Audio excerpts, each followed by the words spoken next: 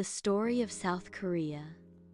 From ancient kingdoms to a global power, South Korea's story is one of survival, reinvention, and astonishing transformation. In just a few thousand years, and especially within the last century, the Korean peninsula has witnessed kingdoms rise and fall, invasions and occupations, devastating war, and one of the fastest economic and technological transformations in human history. What was once an agrarian society struggling to survive foreign domination has become one of the world's most modern and influential nations. This is the story of South Korea, from its earliest beginnings to the hyper-modern country it is today. Ancient Korea, the birth of civilization. The history of Korea begins deep in antiquity. According to legend, the first Korean kingdom, Joseon, was founded in 2333 BCE by Hangul, a mythical figure born from a heavenly god and a bear woman. While the legend itself is symbolic, archaeological evidence confirms that organized societies existed on the Korean peninsula thousands of years ago. Early Koreans lived by farming, fishing, and bronze craftsmanship. They developed distinct cultural traditions, burial practices, and social hierarchies. Over time, Goryeo grew into a powerful state, but its strategic location made it vulnerable to outside forces. In 108 BCE, it was conquered by China's Han Dynasty, marking the beginning of centuries of Chinese political and cultural influence.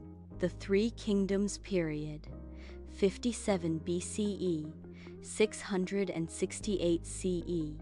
After the fall of Joseon, Korea entered the Three Kingdoms period, dominated by Goryeo, Baekje, and Silla. Goryeo was a powerful northern kingdom, famous for its military strength and resistance against Chinese invasions. Baekje, located in the southwest, became a center of culture and trade, spreading Korean culture to Japan. Silla, in the southeast, was initially the weakest but used strategic alliances to its advantage. Buddhism entered Korea during this time, transforming Korean art, architecture, and philosophy. Temples, stone pagodas, and Buddhist sculptures flourished. In 668 CE, Silla allied with China's Tang Dynasty unified most of the peninsula. This marked the first time Korea was largely united under one rule. Unified Silla and Balhae, cultural flourishing. The unified Silla period, 668–935, is often remembered as a golden age. The capital city, Gyeongju, became one of the largest cities in the world at the time. Art, science, astronomy, and literature thrived. The famous Seogguram Grotto and Bulguksa Temple still stand as symbols of Korea's spiritual heritage. Meanwhile, in the north, the Kingdom of Balhae emerged, preserving Goryeo traditions and acting as a powerful regional state. Despite cultural success, internal corruption and aristocratic power struggles weakened Silla, leading to its collapse. Goryeo Dynasty, 918–1392. The birth of Korea. The Goryeo Dynasty reunified the peninsula in 918. The name Korea itself comes from Goryeo. This era is famous for Goryeo Celadon pottery, admired worldwide, the creation of the Tripitaka Koreana, over 8,000 Buddhist woodblocks carved with incredible precision, early forms of movable metal type, centuries before Europe. However, Goryeo faced constant threats, especially from the Mongol invasions of the 13th century. Korea was forced into a painful alliance with the Mongol Empire, suffering immense destruction. Joseon Dynasty, 1392–1897. Tradition and identity. The Joseon Dynasty lasted over 500 years and shaped Korean identity more than any other era. Joseon adopted Confucianism as its governing philosophy, emphasizing hierarchy, education, loyalty, and family values. Buddhism declined, while civil service exams became the path to power. One of the most important figures in Korean history emerged during this time, King Sejong the Great. In 1443, he created Hangul, the Korean alphabet. Unlike complex Chinese characters, Hangul was designed so common people could easily learn to read and write. This was revolutionary and remains one of the most scientific writing systems ever created. Joseon also endured Japanese invasions in the 1590s, Manchu invasions in the 17th century, increasing isolation from the outside world. By the 19th century, Korea became known as the Hermit Kingdom, resisting modernization while foreign powers closed in.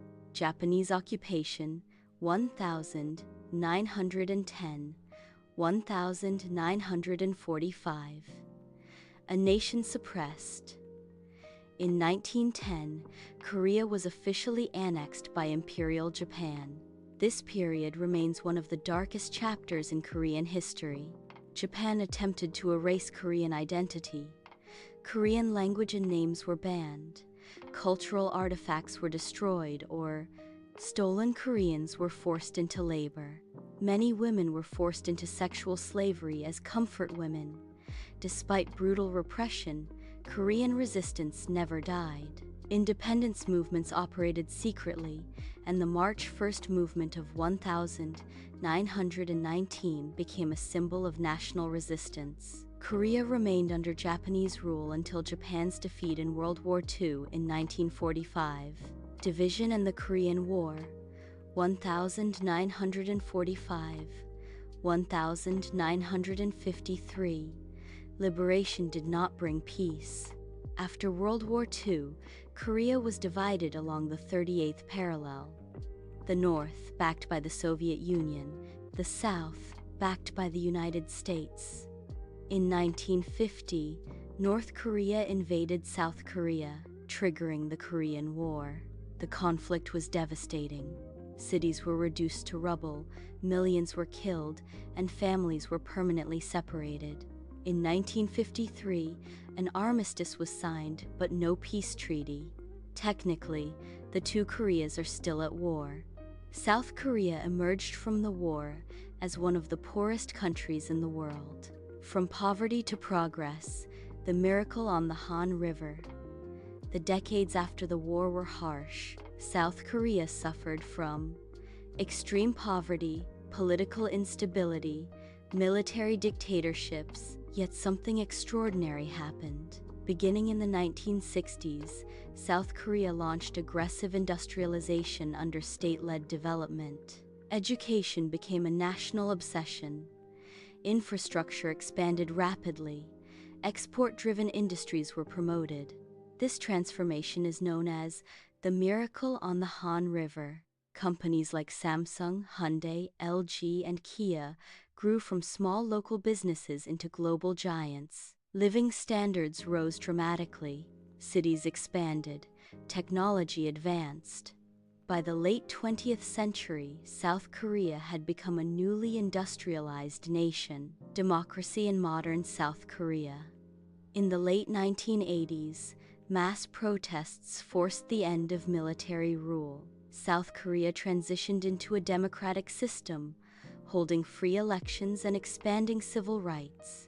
Today, South Korea is one of the world's most connected countries, a leader in semiconductors, smartphones, robotics, and AI, home to some of the fastest internet speeds on Earth. Seoul is a hyper-modern megacity filled with skyscrapers, digital screens, and underground infrastructure, yet ancient palaces still stand at its heart.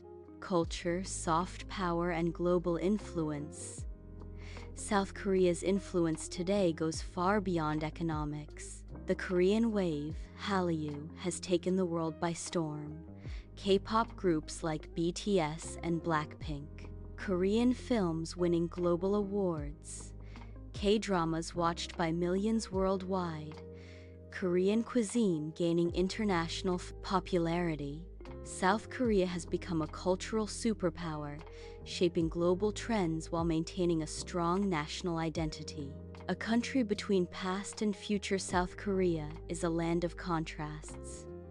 Ancient temples beside glass towers, traditional values mixed with digital lifestyles, deep historical trauma, alongside optimism and innovation, from mythical beginnings to colonial suffering.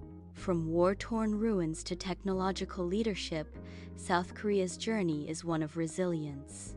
It is not just a modern country, it is a living story of how a nation can rise, adapt, and redefine itself without forgetting where it came from. If you liked the video, don't forget to hit the like button and subscribe to the channel to stay updated. See you next time.